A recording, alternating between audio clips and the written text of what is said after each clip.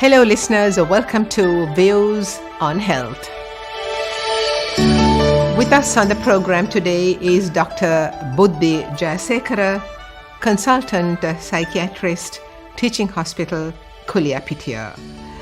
Dr. Buddhi Jayasekera was with us a couple of months ago in the series of programs Views on Health, and it's a great pleasure, Doctor, to have you back with us at SLBC and in our studios to discuss an important topic under your field of specialty.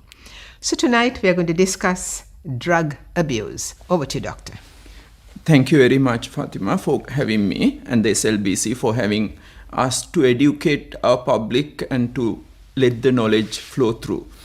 The topic on drug abuse, it's been discussed on variety of stages, various levels, but still again, it repeatedly comes back to us because it had been a menace throughout our life, throughout the history also, but being a major menace lately, given that how the drug trade operates with lot of influence, lot of money, as well as the necessary sort of the new knowledge, even through the, as you know, even through the cell phones that you can pay for it now. So it's very difficult for the law administrators to enforce the law on drug abuse, as well as the current menace which has been going through towards various levels. It includes top to bottom, even to a small children, to a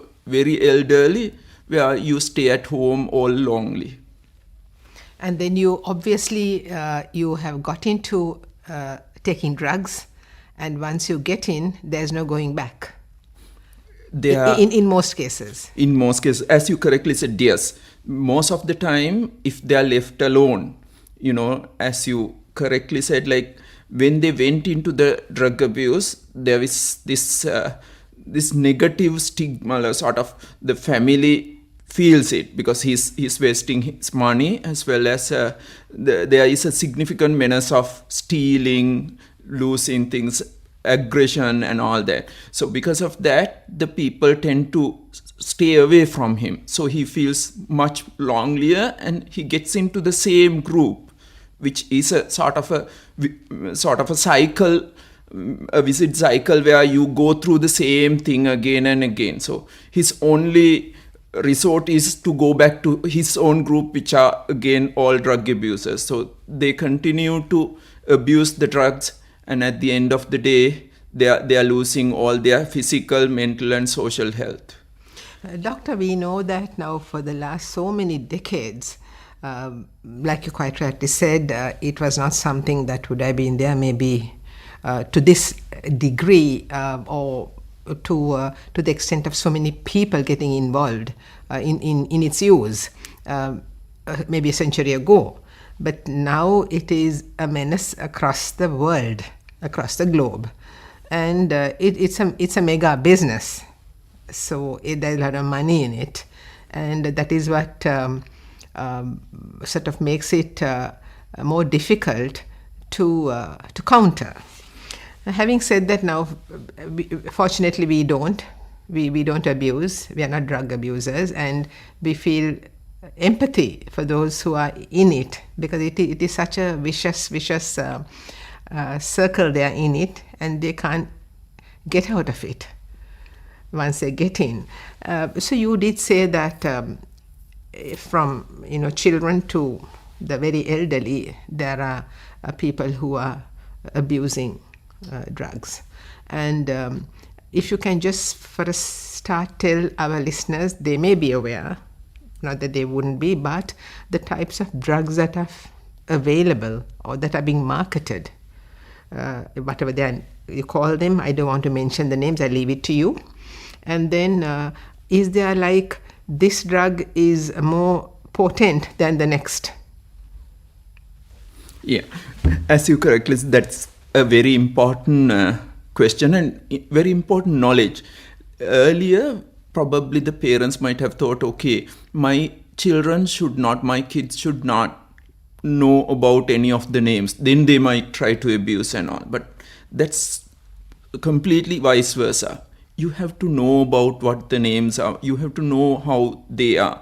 That's the knowledge that they could sort of use to get out of it, or even when they heard the name in and around, they could stay away from it or stay away from the people who abuses it. So coming back to your question again, like yes, there are some potent ones and some which we consider as less potent. But at the same time, once you start the least potent ones, it gradually takes you down on the lane towards the more potent ones. Because as you know, like people start with beer initially, they go into hard liquor, and then they go for bottles. The same applies. Like again, mind you, it's another substance of misuse, but coming into this so-called, within brackets, hard drugs. Now, what we've known is heroin all throughout as the most potent ones, but now there are new things coming into Sri Lanka as well. We have heard about cocaine around 5-6 years now, which again is a very sort of potent and very addictive drug, which people change their personality and which leads to their death ultimately. You've heard of quite a lot of good singers, good actors who have lost their lives on cocaine, which is being currently abused in Sri Lanka. And then again, ice, which people call another very addictive drug, which has a significant potency and a significant change of psychological and physical health of the patient. So, which again develops into something which they can't be relieved of. Then again, what we called as KG, Kerala Ganja, which some of the people think as it's another sort of ganja, but it is not. It's a mixture which has high potency because it was genetically modified, and even in Sri Lanka things had been added also, which makes things really worse. Then you have hash and all other ecstasy, LSD and all that, sort of what we call the party drugs, where the younger generation mostly use, where they wanted to party throughout the night, where they don't feel this hunger, they don't feel this tiredness. They continue go on dancing till they, at times till they die, right on the dancing floor because of the high temperature within you, like what you call hypothermia. So then ultimately you can call them very potent drugs also, because it can automatically kill you at the end of the day. And then comes these other ones like ganja and all that, which again is getting modified, genetically modified. They make more potent ones. So in and out, people will be getting different ones, but ultimately they go into the most potent ones at the end of the day. So it is like when you just cited an example like beer and going into hard liquor and then consuming it by the bottles. So here also they sort of, can I say that they go from one into another and that way the drugs are in their system, a mix of drugs are in their system. Yes, as you correctly said, that was a very good remark. Like we think that okay, they might be addicted into one. No, it's not so. Commonly what happens is polysubstance abuse. Whatever comes on the way, they tend to use it, because there were times like one drug is not available, then they go into other. For instance, now the common other thing which happens is people go and buy various Western medications, which we call tramadol. People call it apple in usual sense. And then pregabalin, they call it Sudol. Those are being abused. When the heroin is not there, people go and buy it. Unfortunately, there were few people who try to benefit out of it, who tries to sell their usual medications to the people, or even the certain pharmaceutical industry, including pharmacies, might try to do that, which we've heard, which we read through our newspapers day in, day out. So that also the parents should be very careful of, because your child might not be going to anywhere else, but they might be going to a pharmacy and buying stuff which they might be abusing. So you might see like a small few capsules in a very nicely, neatly kept jar, but still you need to be very careful. Doctor, is it possible to tell us with your practice, your experience, what is the youngest age of a drug abuser you have come across? And is it like, again, the gender, boys and the girls, the males and the females? Yeah, that was an interesting question that you asked. Like, because the youngest, of course, it gives me a shiver to tell you even, was 5 years. So, good many 5 years, you tend to see some small kids, because there are, you call ayahs in school, who gives them certain ones and they get hooked up into different drugs. And commonly it was males way back. From 2000 onwards, it was like up till 2010, 2012, we've seen more males. But I'm doubtful whether we are seeing the same amount of females now, because it was so common, so prevalent among the school children even, that if you wanted to get drugs, if you wanted to use some sort of a substance, there is always another kid whom you know in the school that who had been using and whom you could buy it from. That even though we see it very nicely outwardly, we have come across in various schools. May be a small Madhyama Mahavidyalaya in Kakirawa to, or somewhere very far even, to something, one of the major schools in Colombo.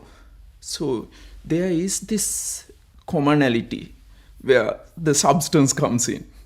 Absolutely shocking to hear that they started 5 years, but of course unknowingly, because when you said ayahs, meaning big brother, they looked up to the older boys as their sort of brothers, and so it's obviously the older students are sort of luring these small children to get addicted because they are doing it. Have you sort of tried to analyze why an older child would do that to a 5-year-old?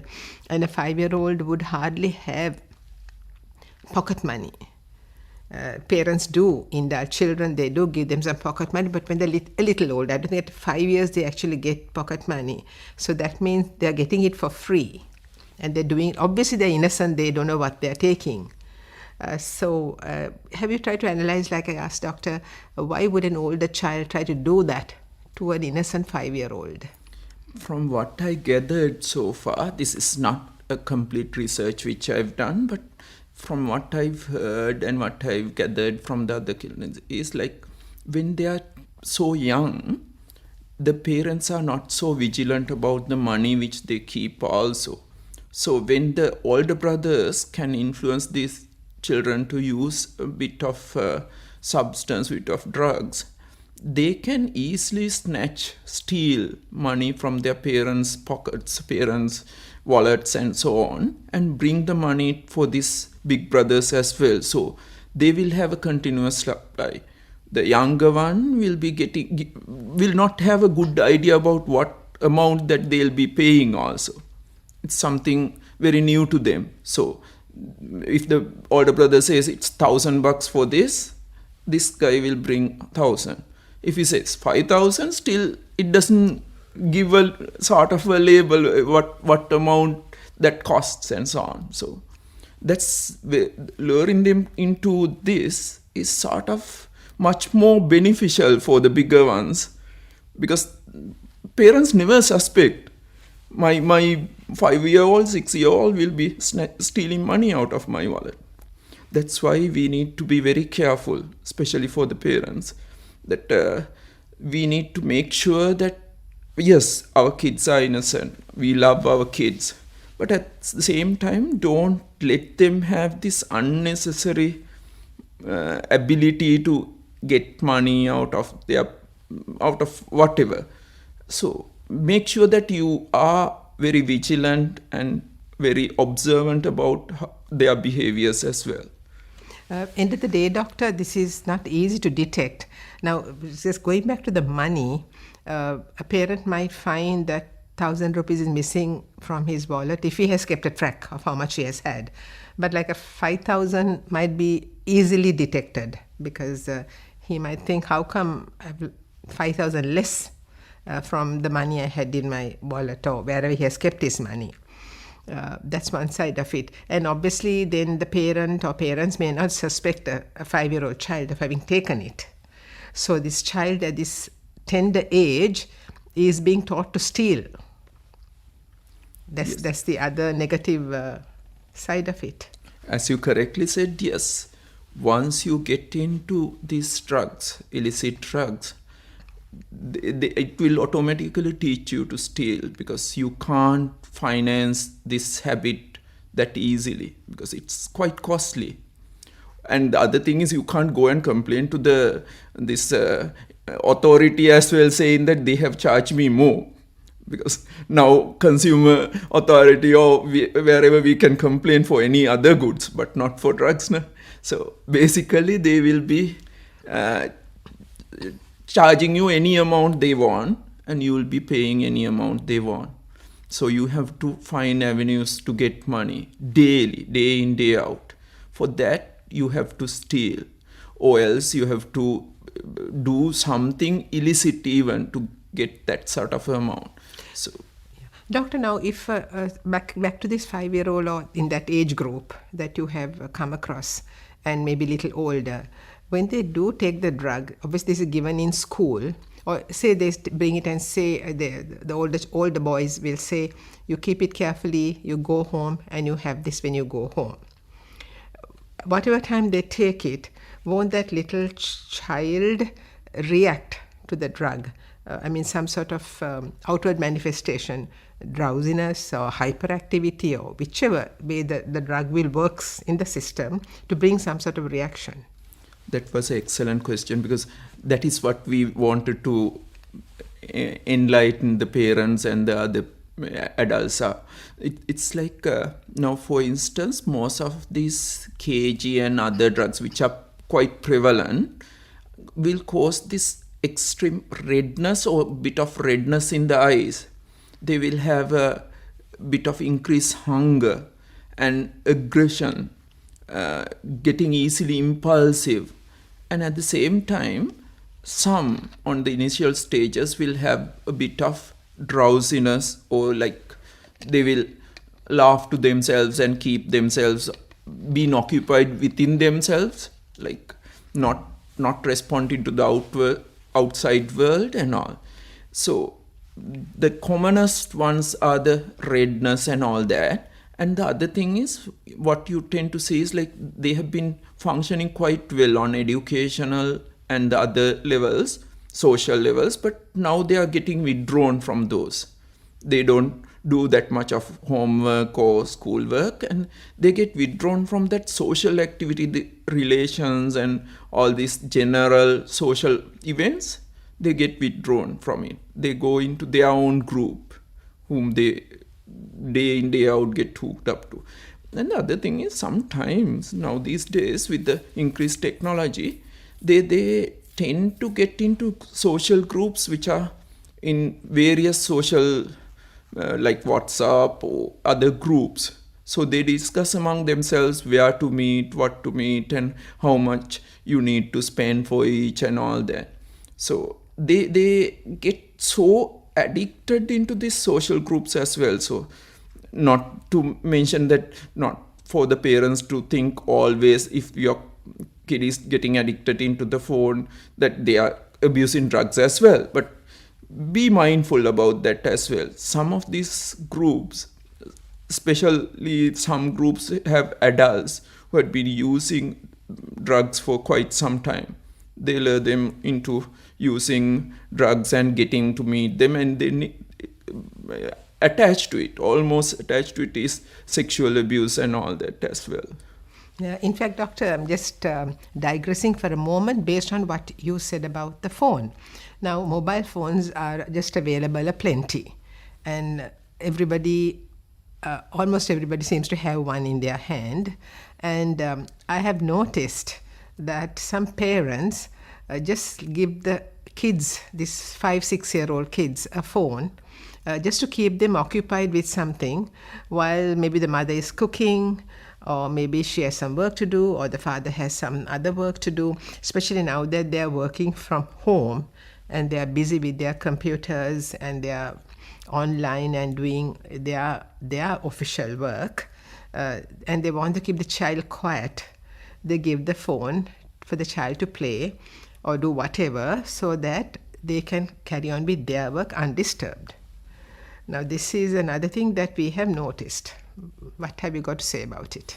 Yes, as you correctly said, it's the way out for us. For the parents, it's the way out. But we need to make sure that what they are doing is more effective and sort of more productive.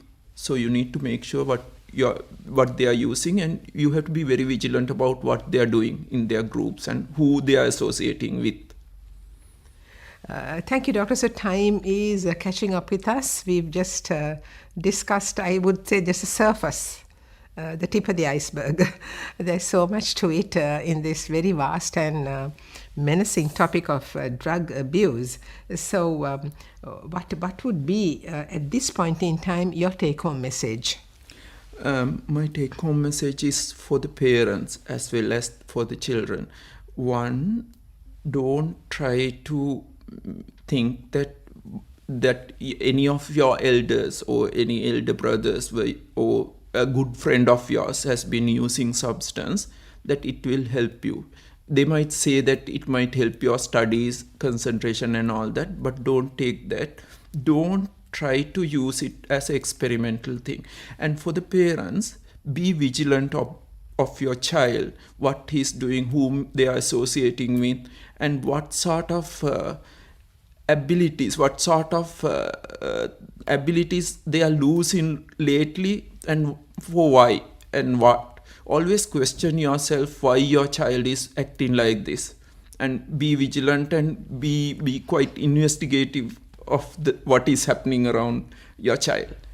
Thank you, Doctor. On that note of advice, we end this interesting discussion on drug abuse. And thank you, Dr. Buddhi Jayasekera, consultant psychiatrist, Teaching Hospital Kuliapitiya, for being with us on the program, coming to Colombo all the way from Kuliapitiya to discuss an interesting topic and an important topic on drug abuse. Thank you, Doctor. You're most welcome. Thank you. Thank you also to Malinta Deshapriya for technical assistance. I'm Fatima Razikada. Wishing you good night and looking forward to your company next Monday, same time.